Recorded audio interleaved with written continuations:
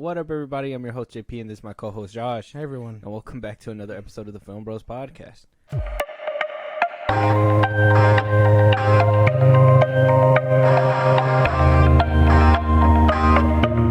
All right, y'all. Kind of like how Jesse Eisenberg said in BVS, the bell has been rung. It's Okay. doomsday time. Shit has happened.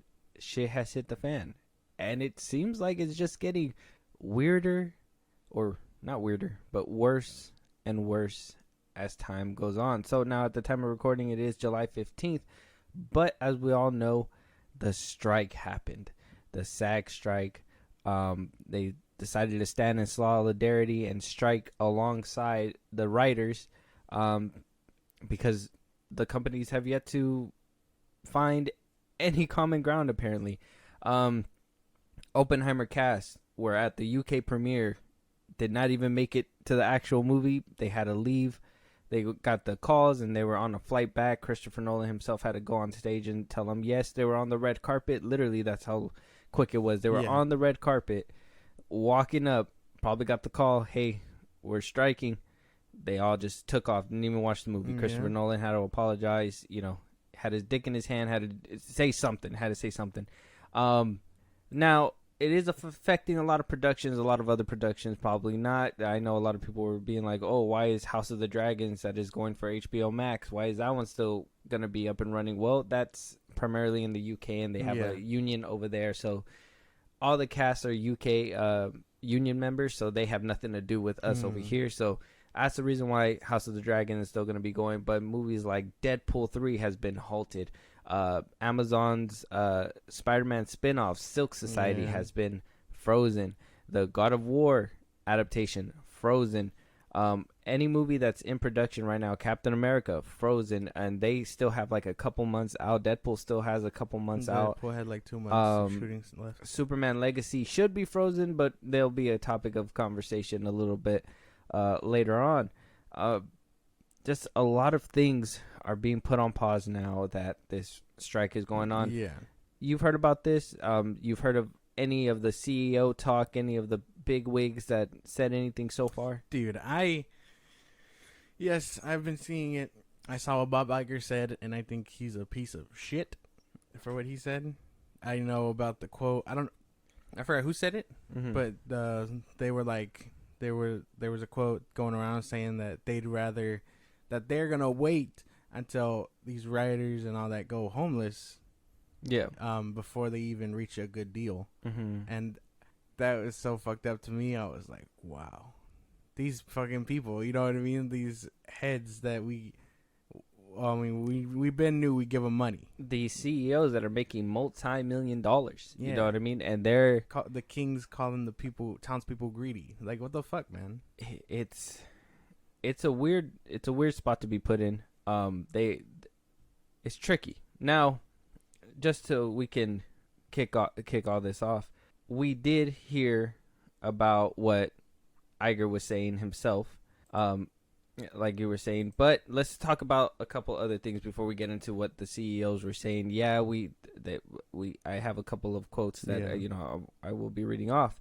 One thing that apparently actors are behind heavily is the scan of background actors, and not only the AI, but not only AI writing, but they want to be able to scan background actors to potentially use them for more than once and only pay them one time. Now, somebody, one of the spokespersons for the SAG community, they said that groundbreaking AI proposal, they proposed that our background performers should be able to be scanned, get paid for 1 day's pay, and their company should own that scan, their image, their likeness, and should be able to use it for the rest of eternity in any project they want with no consent and no compensation.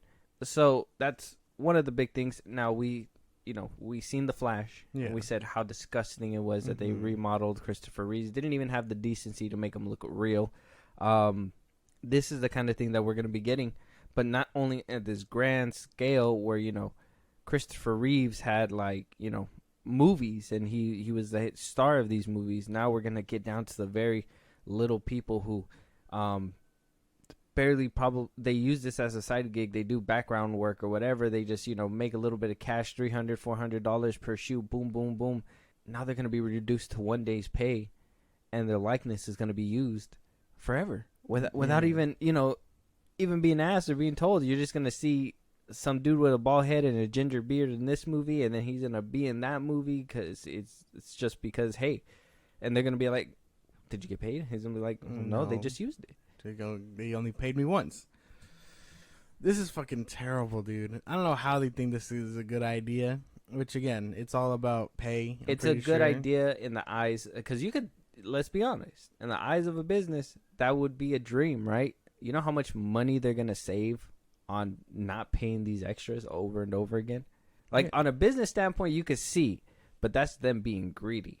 You know what I mean? That's like, maybe if there's a middle ground, maybe saying, like, if those same actors are used 5 times, 10 times, whatever, like, they have to be contracted or something, and they have to be paid and compensated or whatever, blah blah blah. Like that'd be, there is probably some middle ground there. Obviously, I'm not a negotiator, so don't put me to negotiate, because I'd probably wind up losing this strike. But I think that there's some kind of middle ground that could be used there, not just let's go ahead and not pay them and let's just pay them for 1 day's pay. Oh man, this is fucked. This is a really fucked idea for AI and everything involved. It doesn't make much sense to do, other than from a greedy standpoint. Why wouldn't you want to pay your people? That's all it comes down to. Why wouldn't you want to pay them? You're just gonna use them for the day and be like, I haven't seen it. They want to save money. So what the fuck? Save money by not paying the CEO billions of dollars. That's true too. That's true. Did you see that Sean Gunn came out and said something? I did. Did you see that they had to pull his video?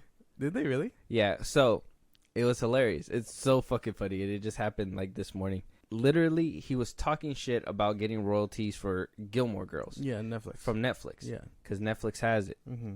Saying that the CEO doesn't give them any kind of fair residuals. They give them residuals, but not fair residuals. Oh, okay.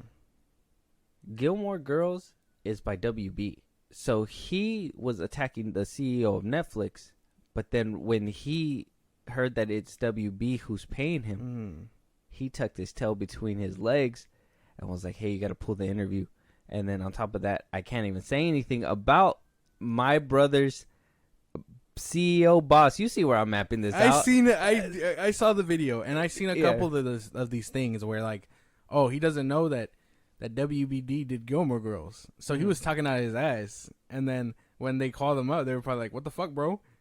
And then he was like, oh, yeah, never mind. I gotta, I'm gonna just stand on strike over here. But yeah, that's a lot of people were saying that he should have been doing it to WBD instead. But he's not gonna go against his current employer. No, he's not, which is crazy because, and that kind of tells you a little bit for me. Like I said, we're probably going to talk about it a little bit down the road with like Superman Legacy, because we did get some casting announcements. But yeah, I'm going to save that. We'll push on with this first, and then I'm going to save that whole Sean Gunn thing. So moving on though, same thing.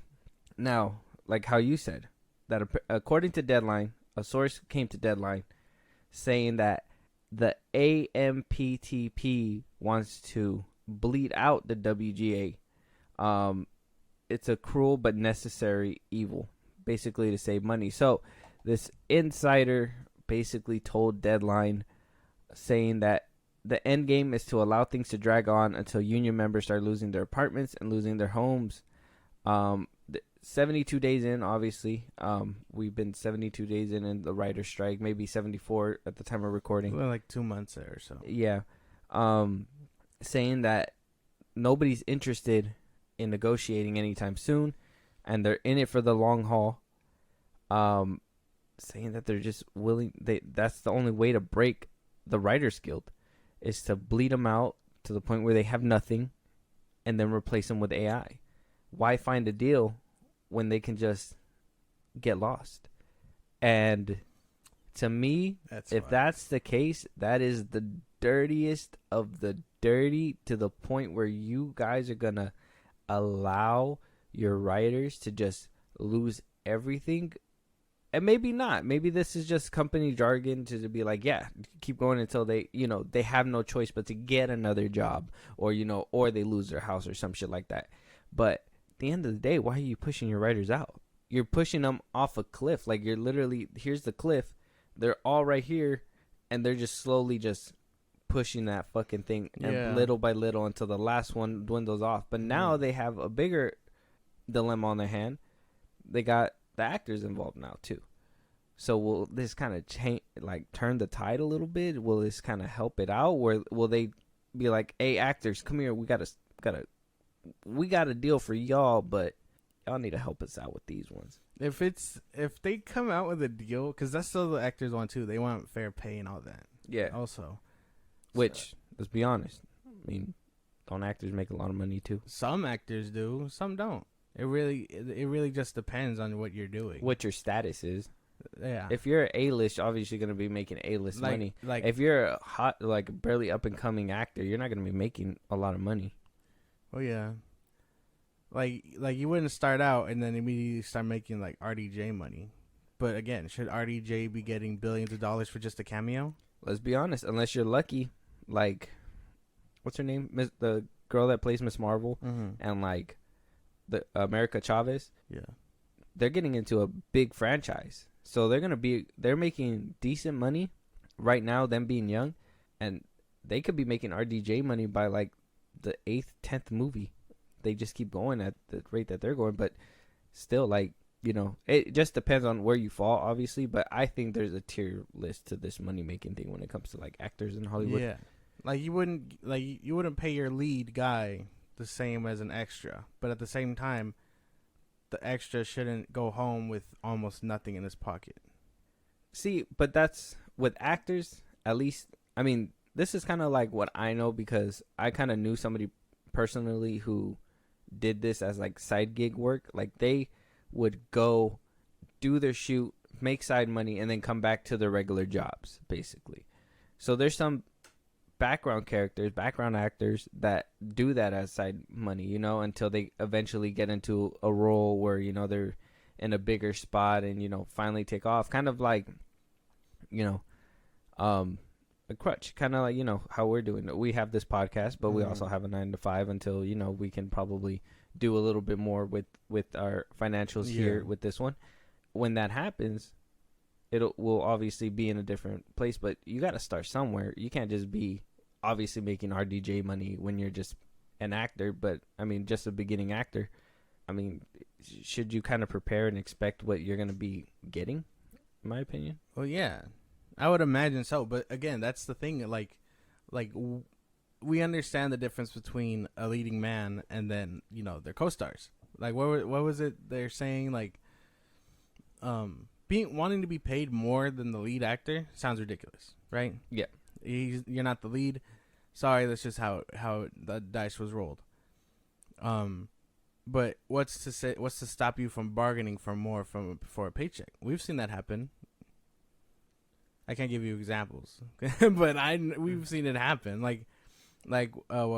Terrence Howard, when he demanded more money for RDJ, more than RDJ, and then he was just like, all right, well, I'm out. Well, because he got too expensive.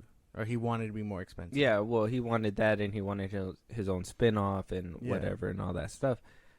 He wanted his franchise around Rhodey. And at the time, it wasn't in the card. So what they say, well, you're being difficult. We got to change you out. So I think he was just the person who bit off a little bit more than what he could chew. I think that's a unique case. I would say more, because people who are A-list actors who go in a movie that's not their movie, and they get a little chunk of change for a cameo. I mean, and it's only because of their name. Brad Pitt did his little cameo in Deadpool 2 for a cup of coffee. Yeah, that's depending. Even what did Ben Affleck say when he was like, "Oh yeah, I came back to do the Snyder Cut, do those last scenes." He was just like, yeah, Zach invited me to his backyard. He said, don't we have paperwork for this kind of things? And they were just like, oh, we'll just do it real quick. You know what I mean? So you could do it for a favor, but then sometimes they do it for a check, obviously. And it just, sometimes the cameos are, and just because of their name and their buzz on social media and stuff like that, they do pay extra for having certain cameos and actors in there. I don't know, because again, a cameos aside, since we're talking about it, let me bring up what I said just not too long ago. Should RDJ be getting $1 billion for a cameo? If he's vital to a cameo is never vital, really. If he's vital to the story, I think he deserved every dollar that he got for what is it, Homecoming? I think it deserved it. Those count as cameos? In a way, I mean, he wasn't the main lead, and he only showed up for less than 8 minutes. A cameo would be like what Captain America was. I know, but we're talking about RDJ, right? Well, yeah, but like now we're talking about what a cameo is, because okay, so define a cameo. A cameo would be like just a quick glimpse at this character or so and so, and then being like, oh yeah, we addressed him, but let's get back to the story. RDJ was pretty vital to Homecoming. That's not really a cameo. It wasn't vital. You could have written him out, and he would have been. They would have kept the same story regardless. I don't think so. Because then what happens? They could have used somebody else to be his mentor. They could have. They could have Captain America. They could have had what's the name? Hoagie. Yeah, but at the same time, then he'd be a side character. But still, that's not a cameo. A cameo is what Captain America was. Okay. In those videos. Do you think Quicksilver in Days of Futures Past? Do you think he was a quick cameo? No, he had a role. He was vital to the story to break out Magneto. Some can argue he could have ended the movie a little bit earlier, and that's why they made him skedaddle from the movie. So he technically was vital for like 2 seconds, which cameos are usually that, right? Where they're just vital for like 2 seconds, and then a cameo is to just like address something small and then be like, okay, like this person does exist here. I think if somebody has less than like 10 minutes of screen time, using Quicksilver as a plot device is completely different than from a cameo. A cameo should take like 10 seconds max. Like they said, the scenes in Homecoming with Captain America. So Superman at the end of Black Adam, that'd be a cameo? Yeah. Okay.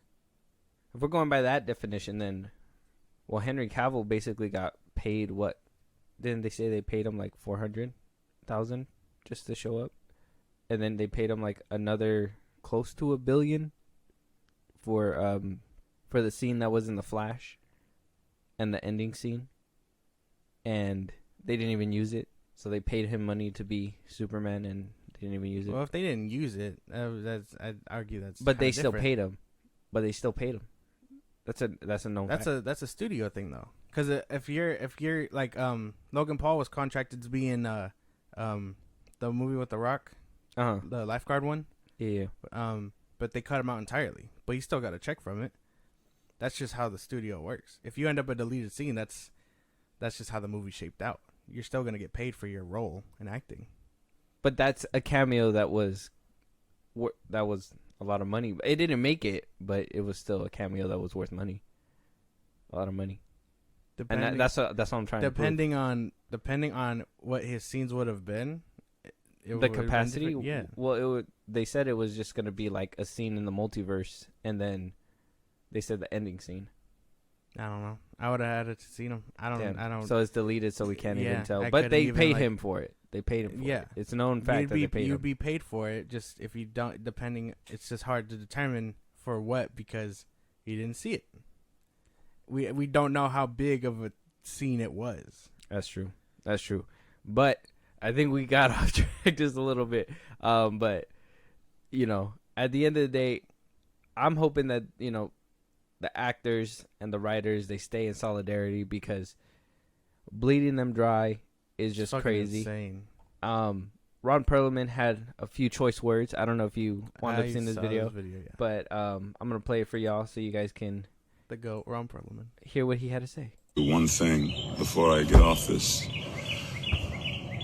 the motherfucker who said we're gonna keep this thing going until people start losing their houses and their apartments. Listen to me, motherfucker. There's a lot of ways to lose your house. Some of it is financial, some of it is karma, and some of it is just figuring out who the said that. And we know who said that. and where he f***ing lives. There's a lot of ways to lose your house. You wish that on people. You wish that families starve while you're making $27 million a year for creating nothing. Be careful, motherfucker. Be really careful. Because that's the kind of shit that stirs shit up. Peace out. And that's fucking real, bro. That's Hellboy. Yeah, It's from Hellboy. Mm-hmm. Make him Hellboy 3. I'm still That calling was it. real. That was actually raw. Yeah. Go Ron Perlman. Yeah. like I didn't see the whole video, but damn, that was He don't give a that fuck. was real raw. He don't give a fuck. He's right though. He has a fair point. He you know, he said $27 million. We're gonna see another interview with Fran. You know who that is? Franny. Oh yeah. She was in The Nanny. She was in that one show. That was a long time ago. You probably don't remember. No, You've probably never seen it. I know of the show. It used to come on after like George Lopez. She even says too that, you know, he's somebody who paid kind of like what he said, $27 million a year. Another person who is known to make $27 million a year is Bob Iger himself. So a lot of people are really taking aim towards him, and maybe rightfully so. There's some evidence that, you know, he might not be completely guilty from this. Ron Perlman coming out and saying these things about executives is honestly, it's the realest talk you can say, because CEOs are there to make Wall Street happy. Yeah, They're there to push money. They're there to deal with the cash. That's basically their jobs. they don't do shit. Really? Okay, we can't say they don't do shit. They do handle profits and stuff. So maybe, yeah, it's not really a lot of physical labor. It's not a lot of creative labor. It's more mental stuff. And, you know, a lot of these CEOs can be corrupt. A lot of these CEOs pocket money. You know, who knows what happens behind closed doors. I'm just, you know, going off face value that he is the CEO. So he's here to push money. Whereas the people down here that are making him that money, you know what I mean? He's just pushing the dollars. He's just figuring out where they go, who to keep happy, how to make investments, budgeting, whatever, blah, blah, blah, sprinkling down to the rest of the people and yada, yada, yada. There's one person who holds the wallet while everybody is basically doing the rest of the work. Now, if they're making that much money off the work that the people down here are creating, you know, Bob Iger can come out and be like, I have a movie idea, let me boom, boom, boom, boom, boom, whatever, but he's never made a movie in his life. So who knows if that's even going to do well. You need creative staff. You need the people down below. You need the actors. You need the writers. You need the, you know, the production designers. You need the background actors, the crew. Everybody who brings something to the table for this performance that they put out to the screens that we see. I never see Bob Iger in one of those. I never see Zaslav. I never see his name besides, who gave us the money? Boom, boom, boom. Right there. There's Zaslav and the crew right there, whatever, blah, blah, blah. But other than that, we never see them. We never hear from them. We see them on golfing trips, and we see them with black shades and doing shit behind closed doors that they're not supposed to, running whole billion-dollar companies into the ground while, you know, the people down below have to save them by creating more content. Like, it's fucking bullshit to think that you have to starve and, you know, kick people out their homes, you know, make sure that they have nowhere else to go but look somewhere else to survive, instead of just being like, hey, we'll take care of you just a little bit. We'll do a little bit more. My bad. I'm sorry. You know what? Money, business is business, but, you know, this is getting a little personal. Let's go ahead and, you know, amend this. Nah, they just rather keep pushing and pushing until everybody falls off that damn cliff. I don't know, dude. Because we don't I would say we don't as much care about who the CEO is, who's running that money. We care more about who's making the magic. Yeah, I feel. Obviously. Like Christopher Nolan, Zack Snyder, James Gunn, if you're into him, so on and so forth, right? Like we don't really give a fuck about what he does as long as like he's doing something we kind of vibe with, right? Like what did, I don't know if you have it up here, but when he said something about cutting back on Star Wars and Marvel, like why would, those are like your biggest IPs, why would you ever, you know what I mean? That'd be like DC, oh, we're gonna cut back on Batman. Yeah. Like it doesn't make much sense. So now you have fans riled up. Like, well, we haven't had a Star Wars film in how many years now? We haven't had are having the Marvels come back, but again, we know where the MCU is depending on where you stand with that. They don't really do anything other than just say these things, and then I'm sure the inner workings pull all that aside. So Ron Perlman is right. $27 million just to steer a company, a boat that is probably controlled by like other people. So well, he's probably the captain steering the boat while you have the people below decks who are fucking pumping fuel into that bitch, fucking navigating, figuring out what's in front now. Boats sink off this shit. You know what I mean? Sometimes the captain doesn't know what he's doing, and they hit some shit and down goes the boat. It's over. Yeah. This strike, we can acknowledge COVID tripped up a lot of companies. We can acknowledge the decline of movie theaters. Let's be honest, streaming has been picking up a lot more. Not a lot of people really want that movie theater movie going experience. Nobody wants to sit next to somebody. Nobody wants to do any of that. Why pay $70 for a family of 4 when you can pay $20 and make snacks and stuff at home for less than $20? Yeah. And watch it as a family in your big screen TV with your sound bar, your sound system, whatever the hell you want, whatever you have. So we can't deny that movie theaters haven't been on a downcline too. And this is what Bob Iger said, and we'll hear the comments that come after it. But he says regarding the strike, and he made these comments before the strike actually happened on the 13th. He says, it's very disturbing to me. We've talked about disruptive forces on this business and all the challenges we're facing, the recovery from COVID, which is ongoing. It's not completely back. This is the worst time in the world to add to that disruption. I understand that any labor organization's desire to work on behalf of its members to get the most compensation and be compensated fairly based on the value that they deliver. We managed as an industry to negotiate a very good deal with the Directors Guild that reflects the value that the directors contribute to the great business we wanted to do. We wanted to do the same thing with the writers, and we like to do the same thing with the actors. There's a level of expectations that they have, and that is just not realistic. And they are adding to the set of challenges that this business is already facing that is, quite frankly, very disruptive. Homie's watching his pockets. That's what it sounds like. He's what? He's watching his own pockets. Mm-hmm. He doesn't... Disruptive, quote-unquote, has to be press talk to be like, oh, they're fucking shit up. They're clearly fucking it up. You know what I mean? And he's trying to cover his own ass is what it sounds like. And if you don't want them fucking your shit up, you should have paid them fairly in the first place. Not just your actors, because they were not a part of this shit beforehand. Directors. No, directors. But I'm sure they will be joining quite soon. So, there you go.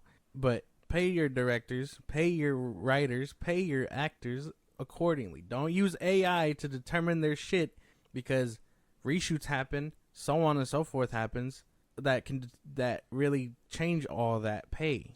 You know what I mean? Oh my God, Iger. You don't understand, man. He doesn't understand. So Fran comes out, and Variety went out there to talk to a few actors out there, and I kind of wanted to play the video. Yeah. Fran's one of the first ones who speaks about Iger's comments. It's CEO doing CEO shit. I don't know why he would say that. Like I said, we can acknowledge that COVID was a big problem. Those cutbacks we'll probably get to, but another reason why he's doing it is, he says, is because it's diluting the brand and whatever. So he has reasons, and I'm willing to hear him out if you're willing to hear him out as well. But let's hear what these actors have to say while they're on the picket line. Okay. Members about what they are fighting for and why it's so important. What did you think about Bob Iger's comments yesterday? I found them terribly repugnant and out of touch, positively tone deaf. And, I don't think it served him well. If I were that company, I would lock him behind doors and never let him talk to anybody about this, because it's so obvious that he has no clue as to what is really happening on the ground with hardworking people. Our wages, the minimums, which are haven't been adjusted for inflation since like 1983 or something like that. And then there's also this idea of, are we gig workers, or do we have continuing financial participation in the products that we help create? And residuals have been sort of an emblem of that. But as linear television and cable television has waned and as streaming has blossomed, we've been squeezed out. We must be compensated fairly for the work that we're doing to be able to earn a living wage. This is a profession. This isn't just a side gig. And the cost of living increase that every other industry has built in is being ignored and denied by the current deal, just in rates. Of course, we're concerned about not having profit sharing in success. And there is the technology to be able to determine what the success of a show is. Fran Drescher has spoken about actors being able to share in the success of these streaming services. Can you elaborate a bit on what it is that your union would like for that to look like?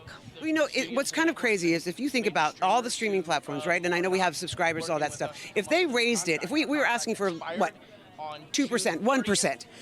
If they took that tiny little percentage, just for every actor that works on these streaming platforms, we literally would have enough money for all of our artists. We might even be able to insure insurance for all of them. We could get rid of dues for all of them. What it looks like if we get a share of the profits changes the world for us. Because this, as an actor, it's not a hobby. It's not something I'm like, hey, I'm going to try to do an acting for a while. This is a vocation. This is a profession. I take pride in this. I love what I do. We all love what we do, and we want to do what we're doing. This is about the survival of our business. We all love this business. We want it to exist long after we're gone. We want to be paid what's right. We want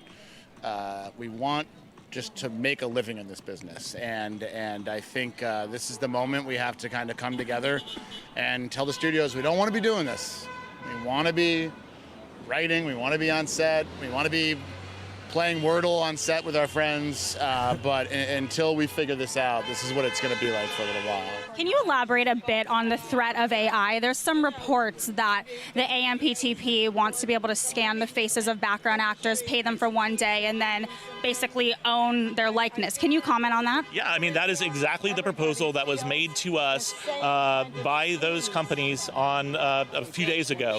And their idea is, yes, we'll go in, we'll hire background performers, and we'll tell them, if you want this job, you have to sign this consent that lets us, for one day's pay, scan those, scan them, and then use them in any future project forever. That's not okay. There's no way anyone should accept that. It's not humane. It's not moral. People ought to have the right to consent when they're going to have their face, their voice, their likeness, their image used by these companies, and that's what we're fighting for. Can you talk about some of the issues that are not getting as much coverage, such as sexual harassment, such as bullying, and proper behavior on set? Yes, we've been fighting very, very hard for a lot of years to get sexual harassment protections, intimacy coordinators, all kinds of things into our contracts, and they've been fighting that on us, and we're still fighting for it because we heard from our members how they were being treated on set. We heard on the set of Babylon terrible things happening, and we want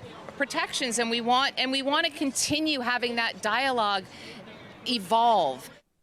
She said on the set of Babylon with Margot Robbie? We haven't even heard anything about that. Why is nobody talking about that? Why is nobody talking about that? It's a lot about a hush hush, man. That is a big hush hush. Mm-hmm. Because we didn't hear anything about that. Nobody said anything about any harassment that happened on the set of Babylon. I mean, I understand the strike is happening, but that's a big thing to say. It's a lot of hush hush, man. Because who was in that? Brad Pitt was in there. Tobey Maguire. Margaret Robbie, Tobey Maguire. There was a lot of people on there. It could have been a big actor. That's probably why it's hush hush. Let me find out it was Bully Maguire. I'm just kidding. Hey, whoa, don't do that. I don't want to. I'm not putting it out there like that. I ain't putting it out there. But like, it was just a joke. It was funny. Bully Maguire. No, don't you put it on him. That's why I said no, bully. No. That's now why you're I said coming bully. after Spider-Man. I'm gonna have to. I said bully. But yeah. So we heard Fran's comments. She said that CEO was tone deaf. They should put him away, lock him up. No, he shouldn't really say anything. I think so too. I honestly, remember when Zaslav came out and tried to say something, and Everyone then booed him? and then he got booed on a college campus that he was just trying to, help out with their ceremony and graduation. Pretty sure some people were just like, why are they so mad at this man? And then you hear Snyder cut. Like, throw a tomato. Yeah, you hear Snyder cut in the whole crowd. But very, very hard stuff. Even that last tail end bit, I don't know why they only just cut it off at that. I actually got really interested. I thought there was going to be a little bit of tea spilt there. But regarding at least the strike as a total, I mean, that being one of the things they're fighting for as well, that's, AI. Now, fair compensation. Now, something that really needs to be put into the light is sexual harassment shit that's happening on set that nobody's talking about. We've heard Hollywood's already been notorious for that too. People doing what they gotta do to get certain roles, right? Directors saying, hey, you want to work in this town again, you gotta do this, whatever. That Whedon thing that happened with Ray Fisher and Hamada and all that stuff, like, that wasn't like sexual harassment, but that was a form of harassment. So that's a big thing as well. Actors being afraid to come out because then what happens? They get blackballed. Yeah. You can't find work anywhere. And I get it. Anywhere you go, if you piss off the boss, it's going to be very hard for you to work. But it shouldn't be a complete no from everybody if one person says no. Yeah. It should be a very fair, let me have a trial. Let me, let's hear my side of the story, not just be like, oh, I didn't go down on my knees for this dude. Now look at me. Now I don't get work. You know what I mean? Yeah. It's crazy. Yeah, no. This is clearly crazy shit. Bob Iger needs to shut the fuck up. He just needs to stay away from the press. There needs to be someone to tell him, hey, shut up. Don't say shit. You sound dumb as fuck. You are quite literally fucking things up on your own level. Like, what happens assuming this goes on long enough, right? Yeah. What happens to him? Does he lose money? Does his stockholders be like, oh, you're out the fucking thing? Like, do they cut him out like they did Green Goblin and Spider-Man? Like what happens to him? To Iger? Yeah. If he doesn't make people happy, he doesn't get a seat at the table. Now, yeah, so they thought you probably fire him, right? yeah. So, and that's gonna be funny. He actually got a extension for 2 more years till 2026 as CEO now. Oh, because he's been making Wall Street happy, with obviously the way he's been managing Disney now that Bob Chapek has made an exit. So to recap for you, and maybe if you don't remember, and for the audience out there, 2018, Bob Iger left. He wound up saying, hey, we're going to put out a Disney Plus platform. We're going to go ahead and put Marvel content. We're going to go ahead and put Star Wars content. It's going to be your guys' home to catch everything that is exclusively to Disney Plus. So sign up. Yeah. Record high, literally signups. Like, there were so many. Broke the servers on the first day. I remember I'm a Disney Plus day one user. I was on the phone with them motherfuckers trying to figure out why my subscription wasn't working, but they took the money out of my fucking thing. And they just said, like, it was, I was on hold, I kid you not, for like 3 hours, dude, just to get this fucking streaming service working.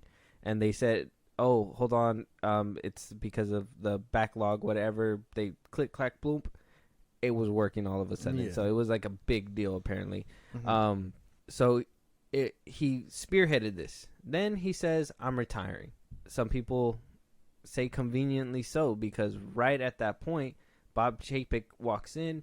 He has this monumental task to ride this roller coaster that Bob Iger built. And no matter what happens, he's going to basically have to take the hits to the face. So what happens next? COVID happens. COVID happens. He has to deal with streaming. He has to deal with theaters going down. How is he going to get people to watch these movies? How is he going to make the money back for, when people are scared to go out and watch a movie in a movie theater? And at the time, like we said, theaters were already coming down as well, since I think it was like halfway through 2017 when like Netflix really started shooting up to the stars. That's when people started being like, well, I could wait. And then COVID just accelerated that, because you just had to wait a few months and you could watch it on your streaming service. Or it was the same day theater to streaming release. So Bob Chapek had to navigate this wild ride. Wound up getting the shaft in the middle of the night, and Bob Iger resumes power back in 2022. 2-year contract. Yeah. Here we are on his second year, getting an extension for 2 more years because he managed to cut costs.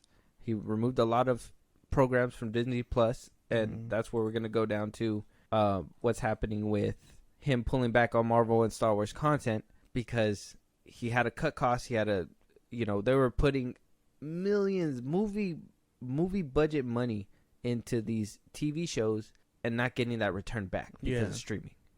So after Chapek took the shaft, here we are now, 2-year extension, pulling back content, making Wall Street happy at least. Apparently he's making the right moves, but here we are with a strike that he has to deal with as well, having to deal with what happened during Chapek's era that Bob Iger really set into motion. Yeah. He's cleaning up the mess, and apparently they're saying he's doing a good job. It's a lot of information. Yeah, it was, yeah. I need the strike to go on long enough to watch this fucker fall. I gotta be real with you. Like, that's just where I'm at. These CEOs gotta pay their fucking people, even if it's out of their own fucking pocket. I don't care. Pay your people. That's it. That's the bottom line. Pay your people. I mean, this fucker probably lives in a mansion. He has the money to go golfing, fly private jets, do this, all this, and that. No.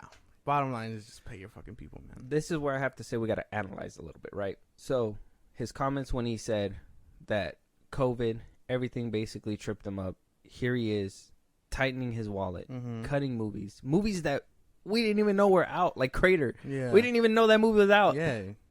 I found out after they took it off. That made more buzz in the media than the actual lead up to that movie and that release. Exactly. So here we are with that. COVID fucked up a lot of things. The CEOs, right? The CEOs not only having to manage this, but you still had a lot of film and actors and directors and all this and that working through COVID too. Yeah, but they weren't getting paid fairly. Where was Warner their Brothers stuff? did though? Warner Brothers did. We got to give them credit for that. Warner Brothers did. They wound up cutting checks with directors, actors. That's why they hemorrhaged money. That's why they were hemorrhaging so much money, because they made so much bad calls during COVID. Now, don't get me wrong. Was it for the people? Fuck yeah. Because they were like, you know what? People aren't going to theaters. How are we going to make money back? Oh, we got to put it to streaming. So they wound up putting it to streaming for the people. It was like, hey, people want to watch this. We pushed these movies back for 2 years because, what was it? King Kong vs. Godzilla was supposed to release in 2020. But they wound up pushing it to the very end of 2020 or early 2021, and we're just like, same day, boom, boom, stream and stream. Theater and stream. Zack Snyder's Justice League, Stream. boom, boom, boom. And it was just to recuperate money, just to bring back money. Now, a lot of people are saying that, hey, we might see the air cut because, they're probably going to be scrambling for dollar bills now, but who knows? That's a whole other theory. Yeah, that's a whole other thing. But, him pulling back on this content after he was the one who initially rolled out all this content. And him saying, and he even said in this quote right here, and I'm going to read it for you guys right now. He says, you pull back not just to focus, but also as part of our cost containment initiative, spending less on what we make and making less. He said a lot of decisions were made to prop up the company's flagship streaming service, Disney Plus, and beckon more customers, saying that Disney had some and Pixar Animation had misses in recent months, and Marvel being a particular example of the company's seal, saying that Marvel is a great example of that.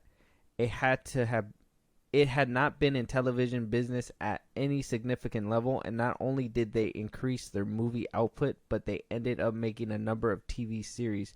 Frankly, it diluted focus and attention. But it was like, you're the one who said that's what we needed to prop up Disney Plus. Yeah. At the time, you needed originals to grab these motherfuckers in.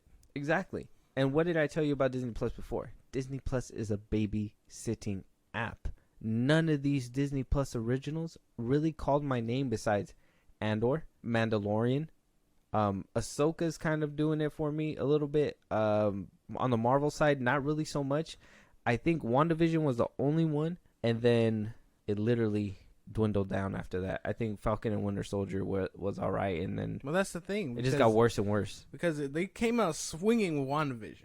If you can remember the WandaVision era of the internet, that shit was everywhere. But I think that was anticipation and hype, though.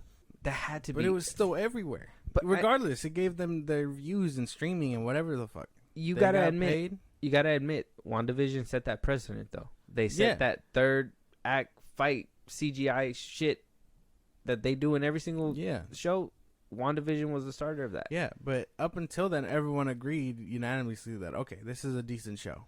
But the mystery was enough to keep it tied in. The rewatch value is shit now because you know what's happening. But people back then were like, "This is Mephisto, yada yada, whatever the fuck." But that was all hype and stuff. But then when we got disappointed with WandaVision, that's when everybody was like, "Is that actually happening?" And then Falcon and Winter Soldier was just so predictable. People figured it out quick. And then eventually Loki rolled around and kind of surprised us with that one, and then Loki. it got back to basic shit. It was just the shows and then the quality of movies because you had Black Widow, you had Eternals depending on where you stand with that movie, so on and so forth. Phase 4, like you say, is just this mess of like hit or miss, and depending on where you stand, you either have a lot of misses or a lot of hits. That's just divided fan base at that point. But a lot of it was still being watched. Like, now it's not being watched at all. No one's watching Secret Invasion. Yeah. No one watched Miss Marvel. Mm-hmm.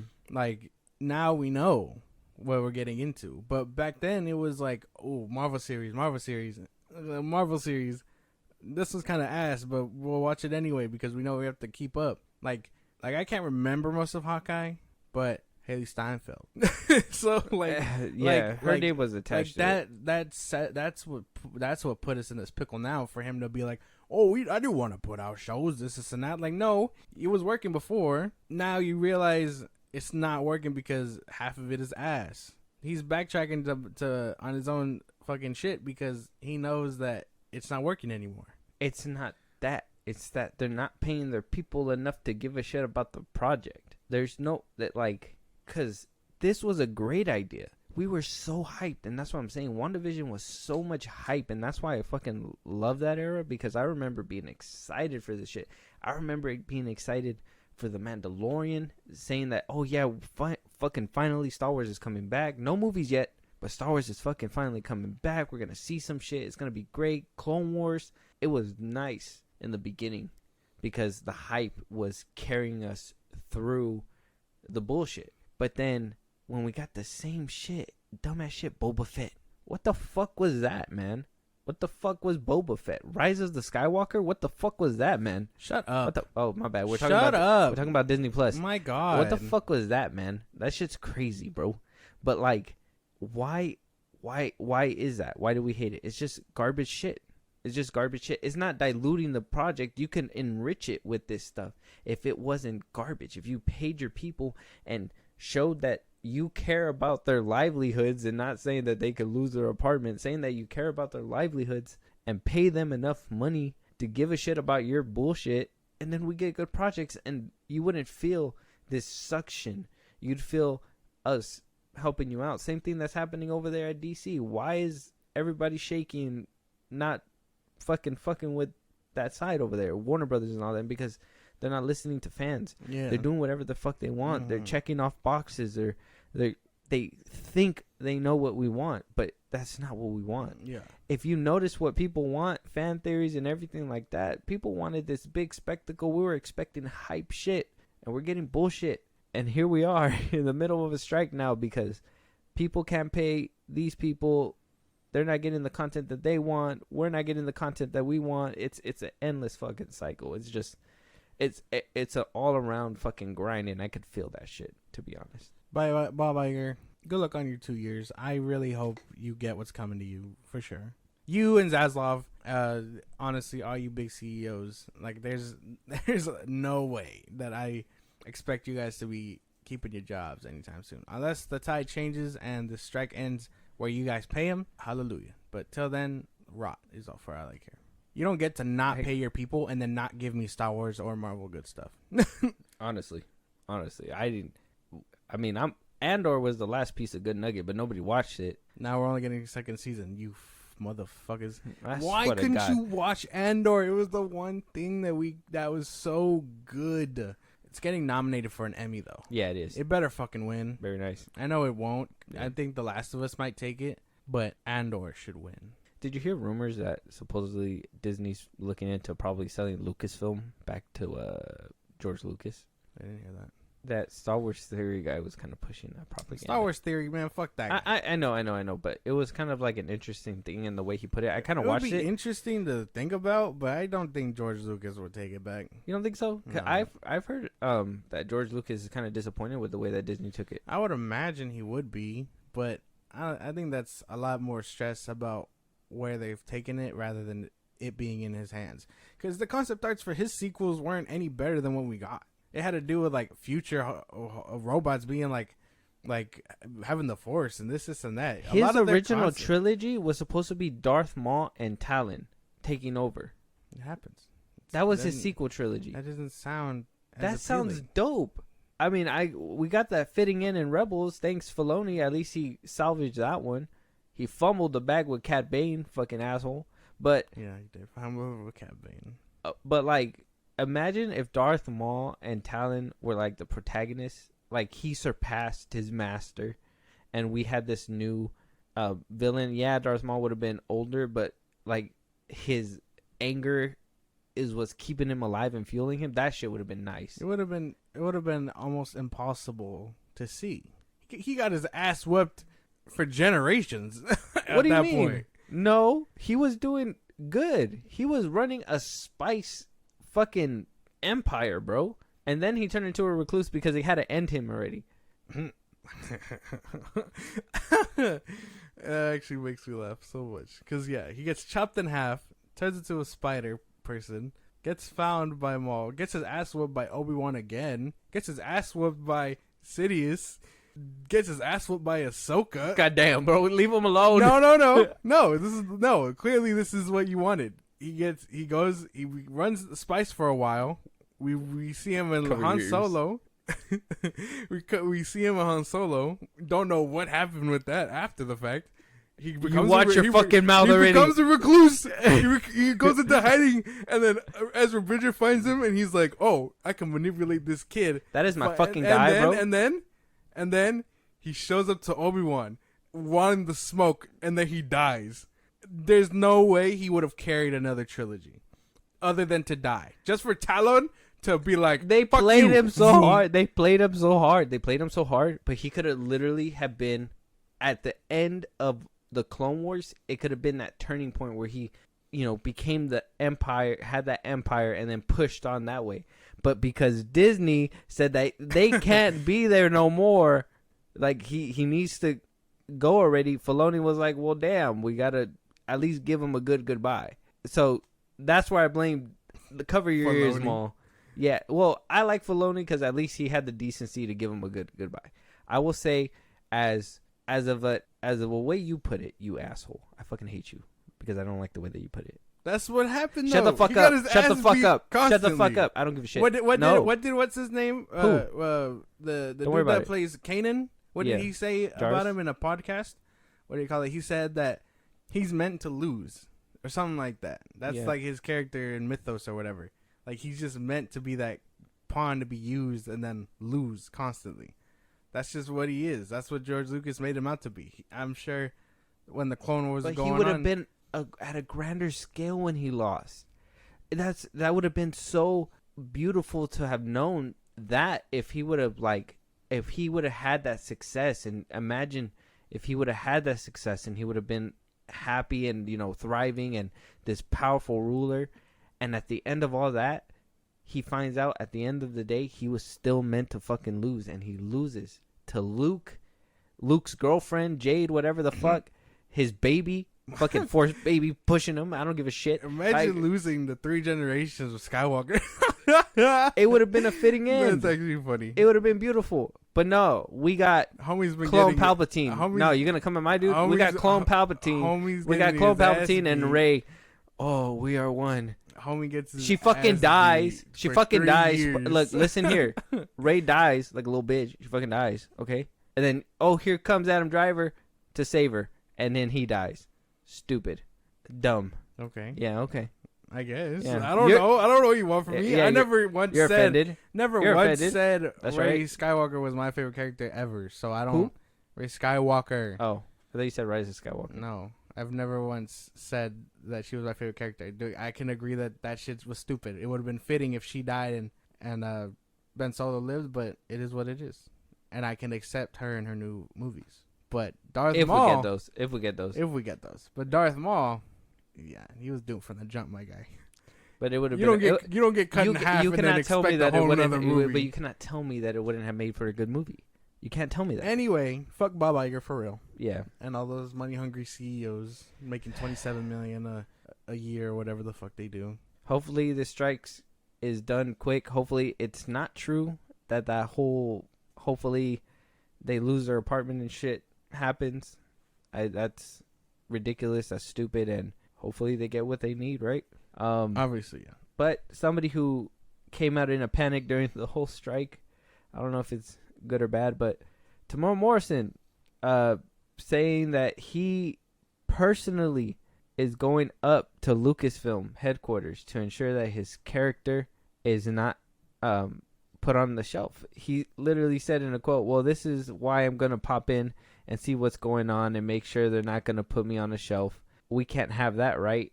Because of the fact that Iger's comments basically said that they're going to be pulling back on Lucasfilm. So he's basically coming out like, he's trying to save himself. Hey, don't put Boba Fett on the shelf. Yeah. And, you know, he even has came out before saying that he didn't like the direction they took him in the book Boba Fett.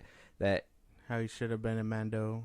Exactly, because he lost 2 episodes in his show, and that was fucked up. That was really fucked up. But so he's been vocal about the fact that of the mishandling, but at the same time, after the Boba Fett show, how are you really gonna recover from that? I don't think you can. I think the last time we should see him is probably in a team up and watch him go. And I don't even think Boba Fett should be around for too long. And even then, to be honest, you can honestly just be clones running around. Why do you care for Boba Fett? Like, you literally have this like revolving door of whatever the fuck you can actually play. You can play Captain Rex literally with a white beard if you wanted to. You can literally play an older clones. Boba Fett at this point, I think they put a bad taste in my mouth personally. I don't know. What do you? I don't know. I wouldn't mind seeing him again. I kind of, like I said, I really like the concept of him running the underground and stuff. If they can expand on that more without having Mando, that'd be sick. Because we don't really hear much about the Outer Rim in the sequel trilogy. Mm-hmm. So, like, what if, like, he's running, like, the crime or whatever? Like, that would be a nice, like, arc for him. Unless they kill him off, then, you know, it is what it is. But So I'd you like something like that. So you'd be down for like a Book of Boba Fett season 2? Yeah. He chased out the Hutts, and I kind of like that concept. Without Mando being there, he would have been fine, but they just didn't have faith that he could carry his own show, I guess. So they stuck in Mando. I don't even know why they did that. That shouldn't have happened. And then, yeah, no. And there should have been way more fights. And we can all agree that biker gang was fucking weird, right? Yeah, that was weird. Yeah, I don't know. I don't if know, they dude. shelf them, I'm really not mad about it. I'm just more mad that we're going to lose Star Wars content. Yeah. Fuck you, Iger, dude. How do you... Your biggest IPs. Star Wars and Marvel. But this was under Chapek. And Chapek can also suck and then it, too. on top of that, Lucasfilm is his own entity. It's Kathleen Kennedy. 100%. I know I sound like a lot of those crazy people, but if you look at where all the arrows point, Kathleen Kennedy is the one who does all this thing. And it seems like there's been a pattern. If you notice what all the, at least with the shows, older, beaten up, like, characters, they are healing throughout the whole episodes, and then eventually they get to the top and boom, they're happy at the end. And that's their formula for the Star Wars show. Happened in Obi-Wan, happened in Book of Boba Fett. That was basically it, right? Those 2 of them. I think that's only a couple shows. Mandalorian didn't happen in there. Andor, not really. Hey, did you know that I rewatched Andor recently, and that one dude's in there. The dude from what's that show? Fuck, the one you watched, the cooking one. The bear. The cousin. He was in Andor. Was he really? Yeah, he was that rebel in the one that spoiler, but he was the traitor that got popped. Oh. When oh yeah. Remember when he was like, Yeah. we can split it or whatever, and we can go our separate ways. Yeah. Just leave them here, and Andor wound up shooting him. Okay. Oh yeah, I remember that. Yeah. I was rewatching it. I was like, oh, that is That's him. I was crazy. like, crazy. Yeah. Interesting. That's how you know that shit was big budget. They got the boy from the Bear, bro.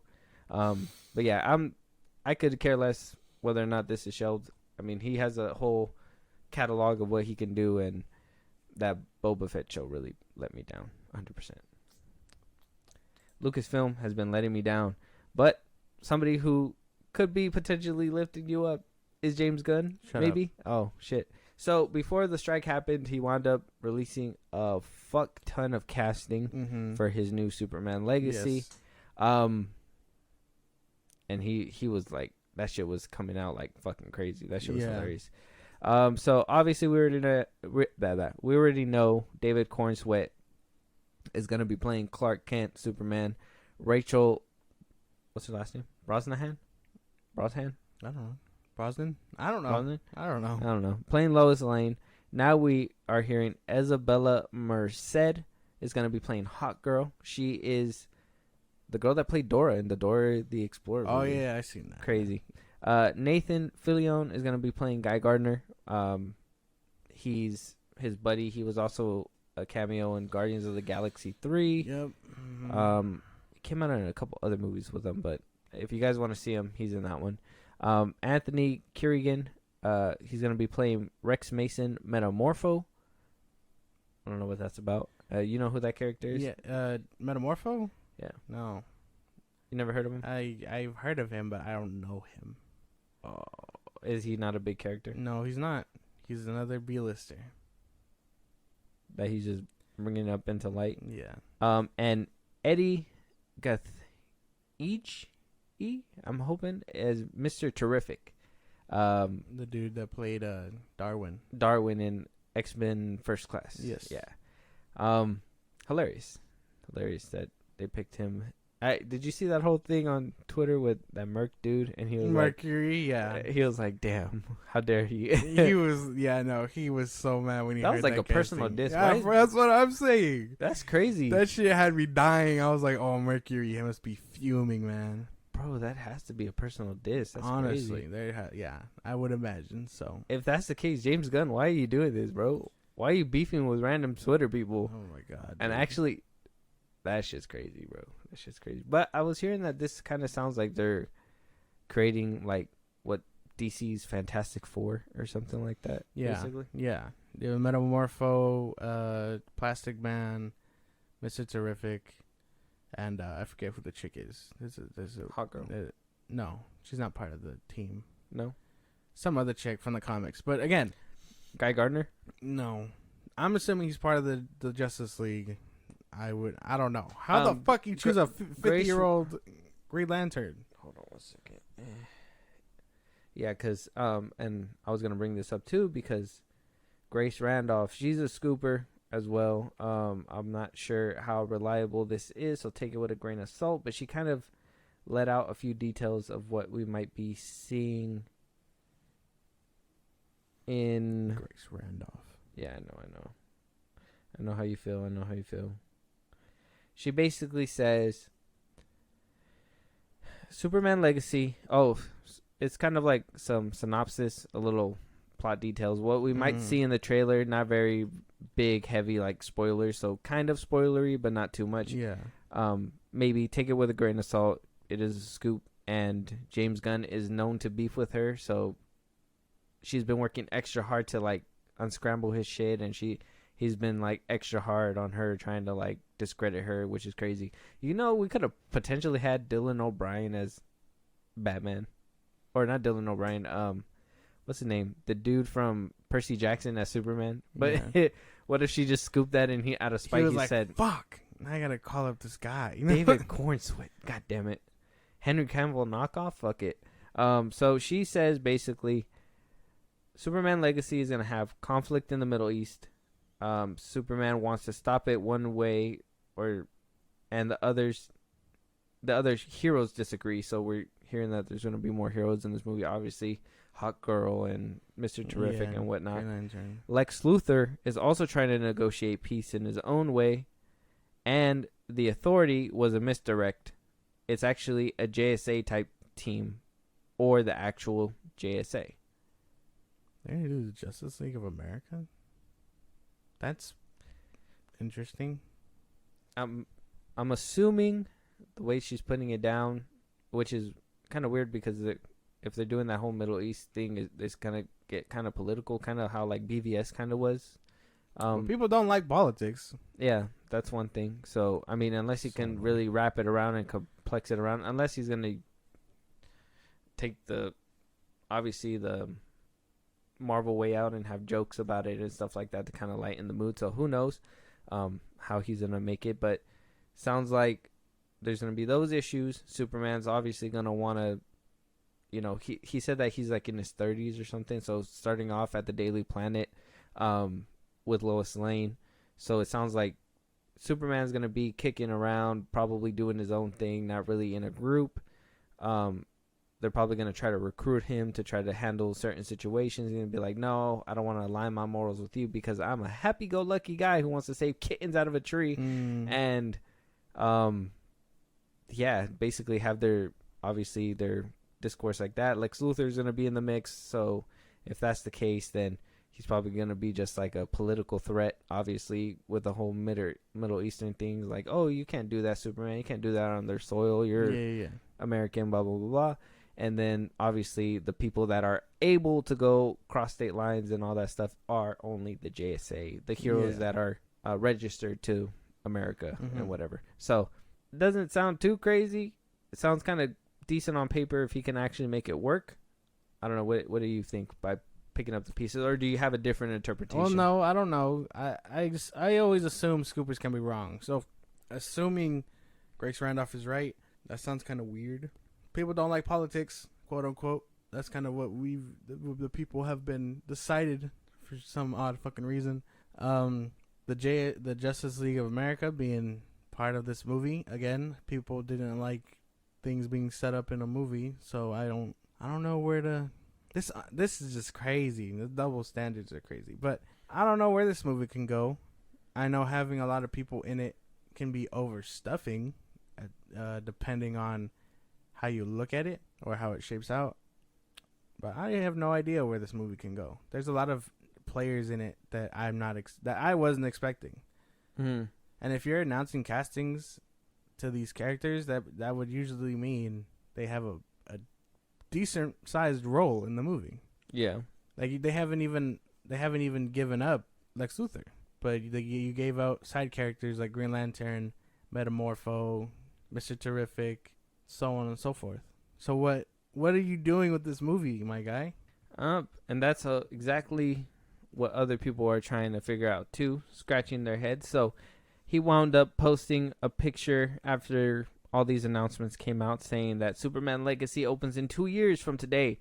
It seems far away to many of you, but it's close to me. We have a lot to do between now and then, but I haven't been more excited about a project in forever. And this cast slowly coming together.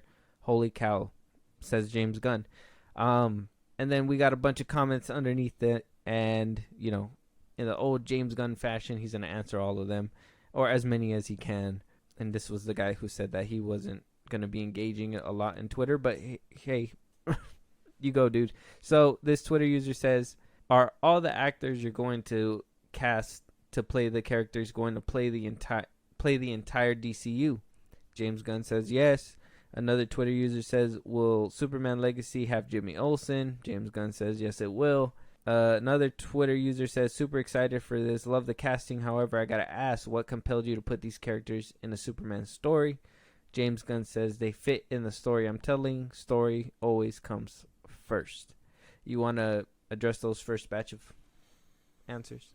We Ben knew that the actors would play in the DCU. We knew that. That's a no-brainer. Everyone asking that is dumb as fuck and lives under a rock, because we know they're in it for the long haul. The part about the story coming first. In what movie does a Superman need Green Lantern or so on and so forth unless you're setting them up? That's the only thing that my mind goes to. Well, I saw what he said about the that Superman has his friends or whatever, so on and so forth. One of his friends is Batman. I would expect more Batman than Green Lantern or Mr. Terrific. What is he cooking? Like, that's just my thing. What the fuck, man? What is he cooking? Yeah, it's interesting. Like I said, from what we got from Grace Randolph, it doesn't seem too far-fetched, but it does seem like this movie is going to be a little bit bloated in a way. A lot of people have been kind of pointing that out. There's a lot of characters that are being casted. Guy Gardner's obviously, a big thing too. A lot of people are saying, he's only hiring his buddy Nathan Fillion, whatever the fuck his name is. I don't give a shit. I'm sorry, no, Nathan Fillion, because they're buddies and shit like that. So there's that as well in the mix. So, but this Twitter user basically says, "I'm very excited that we're jumping right into it and establish DC world. I just hope that the focus remains on Lois and Clark, that the film remains a true Superman story that explores his character.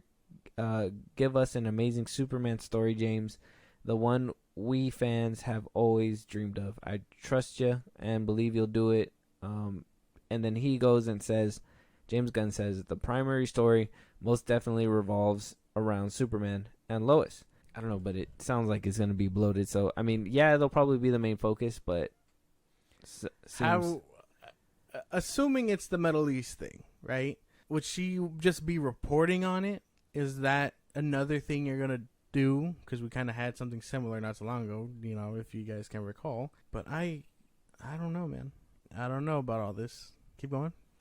Another user says, "So excited, James. Can we expect the bowl cut for Nathan?" And James Gunn said, "Giving my old pal Nate a good bowl cut has been my primary reason for casting him."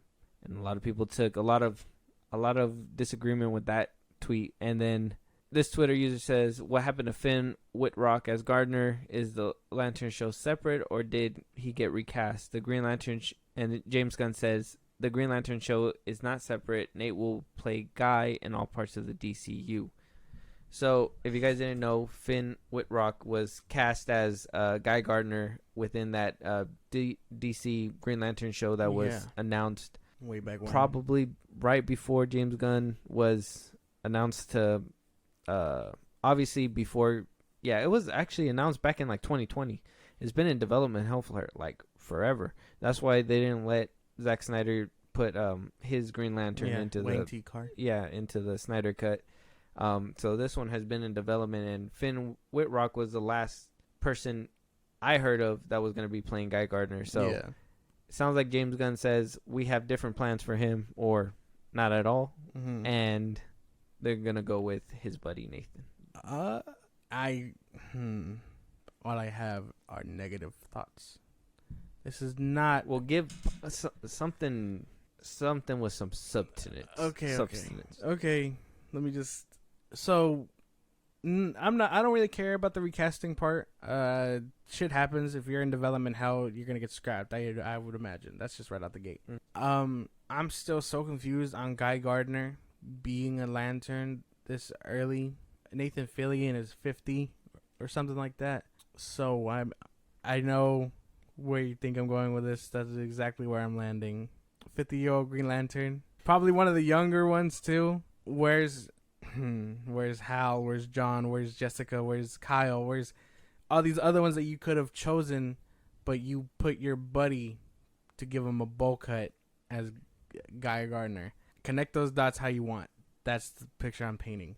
A lot of this just doesn't make much sense, because again, how can you have it be centered around Lois and Clark if you have all these other players that don't revolve around the mythos of them, unless it's a big team up movie? I love hearing all this stuff because it just helps me. Like, you know me, I like being a theory guy. I love like thinking of like how things are gonna go. It's a great little skill that I have for that. I like to say that is pretty much somewhat accurate most of the time. So I'm gonna throw out a theory right now and say that Nathan is gonna be the corpse by the end of this movie. He's gonna die. He's gonna die, and the ring is gonna go to somebody else.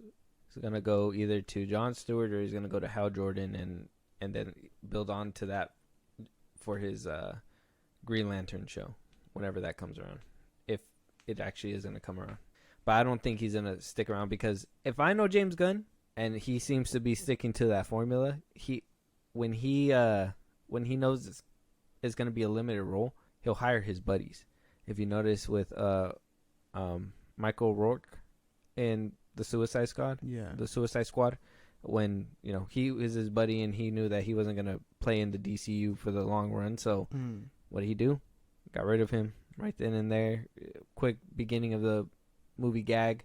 I'm not saying Guy Gardner is gonna be a quick beginning of the movie. I think he'll probably be throughout the movie, but I think he'll sacrifice himself by the end, or he'll die in a brutal way, and then the ring will kind of go somewhere else. Well, I don't know, because he's saying he's gonna play him in all aspects.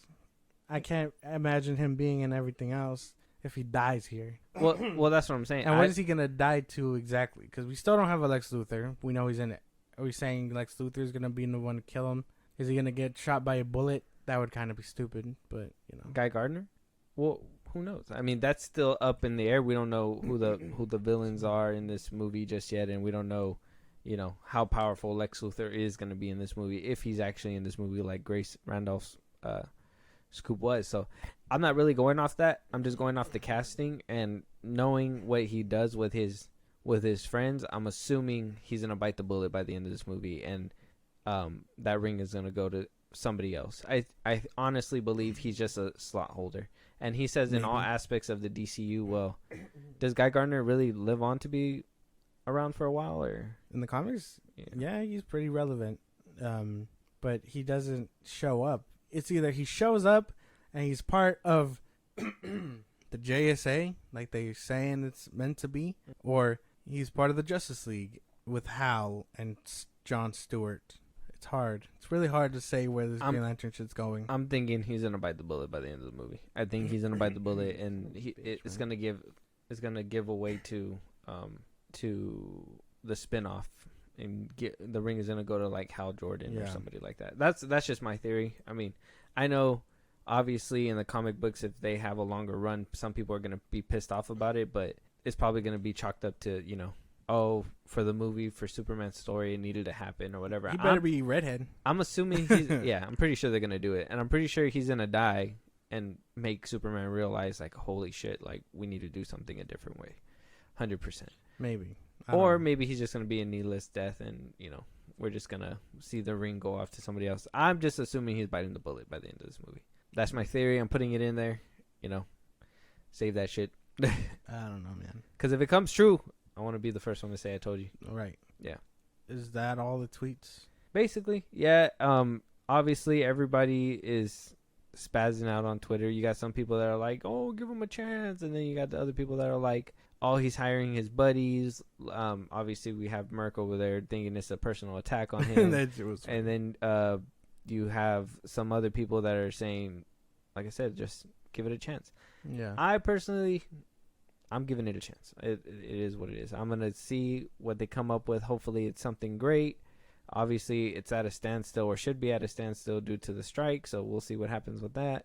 But other than that, it's I know with the strike, they can't do any castings. They're not even supposed to be doing like social media buzz. And I know that the star of Blue Beetle, he went on Twitter right when the thing started and was like, oh, I'm not going to be able to promote it or whatever, but, hopefully you guys can or whatever. Yeah, and all that stuff. So, I don't know. It's a big thing. And I'm assuming we're not going to see Blue Beetle in this movie or anything like that. Maybe in a post-credit scene, probably. I don't think so. Maybe in a little clip or something like that. Who knows? I don't know. If they're trying to make it seem big, and that's what I'm assuming with all these castings and all these superheroes, I'm assuming they're trying to make it seem like the world is filled with heroes already. Well, yeah. But, again... there's a time and place for these type of things. You don't put Blue Beetle in a Superman movie. You don't. You know what I mean? It has to make sense. Yeah, unless he's a Titan, it wouldn't make sense. Like if they put Superboy at the end, like if they tease Superboy, I can believe that. But you wouldn't put, you know what I mean? Because they just don't mix. And so, is this not a solo Superman movie? He says it is, but all this other shit kind of doesn't look like that. Yeah, because a lot of people are like, oh, so then that means Man of Steel is still like the most recent solo Superman movie. Mm-hmm. But I'm just like, that, you know, that's the toxic side of Twitter that I like to call it. But it is what it is. I can't say I completely disagree, but at the same time, it is supposed to be his solo story. So, I mean, we'll wait to see when the movie comes out how much screen time these other characters actually get. Because, like I said, if I'm thinking that he's going to die, I'm assuming they're going to have some kind of justifiable, like, screen time to kind of make you feel for these people. Obviously, if they're going to be out and about in different installments. Yeah. Another tweet that I had seen, too, that he said something about that... What did he say? He had said that that all these characters are not in here just to set up the next story, that they're in there to serve Superman's story, that he would never just put random characters in there for spinoffs. But I'm like, that's literally what you're doing, though. And that's literally what you did with the MCU. So what are you talking about? And it stirs up a lot of stuff. That's what I'm saying. He should never be, I think, if anybody should be tied up and locked in in a room and not let speak, I think it's him, because he's obviously a hypocrite in the things he says. Even when he even said, I don't hire, you're not going to have an actor play the same character twice, but yet you're having your brother do it multiple times. And then, now you have your buddy over here playing Guy Gardner. Now he might play a different character down the road too. So, why say those comments if you're just going to do it anyways? Basically. I think he said on another tweet somewhere that Harcourt probably isn't in this movie. Oh, yeah. That people were making a big deal about that, but yeah, we'll see. We'll see. I call Cap. I think he's going to put her in there. Otherwise, he's going to sleep on the couch. Damn. You think he pushing whipped? No. my boy, a director, my man. And? He puts her in movies. Without him, she would not have a name. He makes her sleep on the couch. 100%. Nah, man. Yeah. Hopefully he has the balls to be like, nah, I can't put you in this movie. It's going to make me look really bad. But if he doubles down and does it, then we already know. I mean, it wouldn't really surprise me. It's James Gunn. He's been doing that shit for a while. Well, yeah. Superman Legacy. Not sure what to think about it yet. Other than that, this could be a mess. And I might be praying on its downfall, but that's unrelated. I won't. I will stay as optimistic. You're better than me. I will stay as I will stay as optimistic as I have enough optimism for both of us then, because I'm not doing this. All right. This is like the Flash in reverse at this point. Like, honestly, that's crazy. Pause. Moving on though. Also, another major casting on top of the casting that we gave you a few episodes ago. So go check that out. But for Tron Ares, we got word that Cameron, his last name's crazy, Monaghan, is going to be playing a role in this movie. Yeah. He was in Shameless. And he's a main star in Jedi Survivor and Fallen Order. Joker in Gotham, yeah. He played quite a bit of roles. I think he's a good actor, fine addition to the cast. Playing next to Jared Leto as well, but it's another thing that's going to be put on hold. And this was one of the casting that actually got out before the strike as well, that they were just like, hey, we got to hook him in right now before anything happens. It was this one and the dude that played Jeffrey Dahmer, what's his name? Evan Peters. Mm-hmm. They both made it in this movie. Mm-hmm. So that's cool. This cast is looking pretty stacked, though. Yeah, W's, bro. W's all around. That has to be a good sign. For sure. But people are still not going to go see it because of Jared Leto. I'm pretty sure. But everyone else, I mean, if you're a fan of Evan Peters... I feel like people love to hate Jared Leto. I feel like a lot of people like to hate on that fool. I feel like there's no real evidence behind any of that to say that they have a legitimate reason to not like Jared Leto. They just, he was in the Joker, but he was in Psycho. I love him in that pretty shit. good Psycho. Yeah. He gets his face bashed in, but yeah. Yeah, I mean, he's done pretty good He's a roles. decent actor. Mr. Nobody, come on. If you guys haven't seen that movie's actually We're really gonna keep good. bringing it up every time we bring up Jared Leto because he just does so. That's good one there. of like his better movies. It's crazy that he didn't get enough play. That shit's insane. The Joker. I mean, a lot of people bring up his performance in Suicide Squad, but listen, his performance was butchered. How are you gonna be able to like judge anybody? It's kind of like now that we're hearing that the Schumer cut is being released and shit like that. Like Kevin Smith gave a lot of praise to the actors and stuff when Val Kilmer was being dragged for what happened, and George Clooney obviously till this day is being dragged to what happened with that his Batman. But I mean, that's studio interference. We can't do anything about it. You know what I mean? A lot of people say that he played a fine Batman and a fine Bruce Wayne. It's just the direction that the story was taken. Yeah, it didn't help. So Jared Leto's a fine actor for sure. It's just you can't base everything off those, and I think he does great as like in Panic Room. Damn, he was good in Panic Room too. He's a great actor. I love Jared Leto. Yeah, no, he's really good. I just think people just love to hate that fool. Probably, yeah. But I think people hate watch him a lot too. I think if anything, people are like, "Oh, we're not gonna see his movie, but we're gonna hate watch it." Morbius is another product of, and I hate that they keep doing this to him. And he needs to really put in his contracts like, what I'm signing up for is X, Y, and Z. If you guys make significant changes, I need to be pulled out because he's been having some bad luck with that shit. Yeah. Where like movies have just been going like through major reshoots and major like different variations of what it isn't. And I think if to really see his performance, you got to see a lot of the older movies where like his performance isn't altered in any way. Like he's actually giving a good performance. Yeah. But people love to hate that for sure. That shit's crazy. Mm-hmm. But yeah, excited for this casting. I can't wait. This is better news. Like I said, more casting that was pumped out before all this shutdown happened.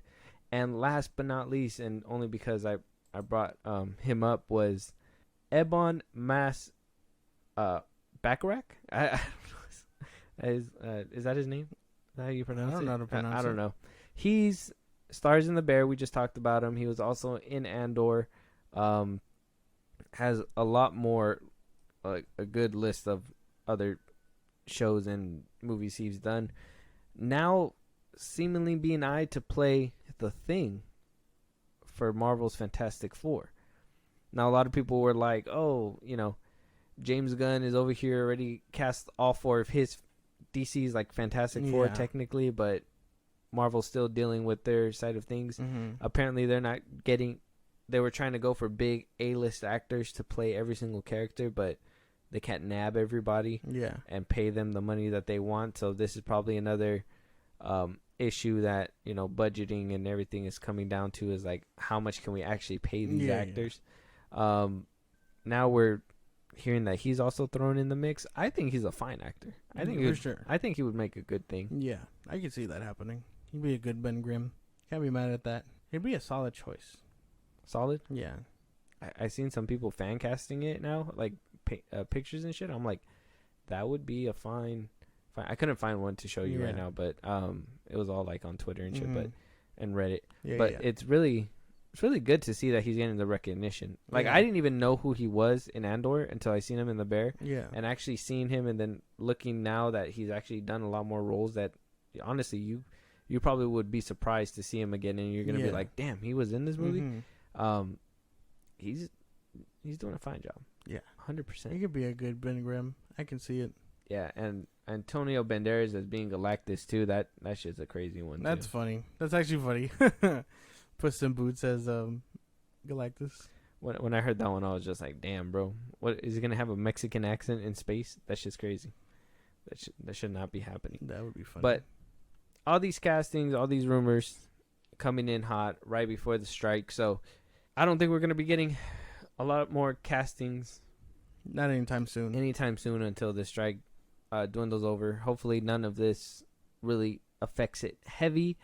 We will still have content for you guys. We still have those topics. We will still be providing something. So though we will have a little drought in content when it comes to news, I think something that's going to be fueling us a lot is this strike. A lot of actors are coming out. Yeah. 100%. A lot of actors are Matt Speaking Damon was of one of them. Matt Damon, he talked about depression on the set because of things he had to deal with.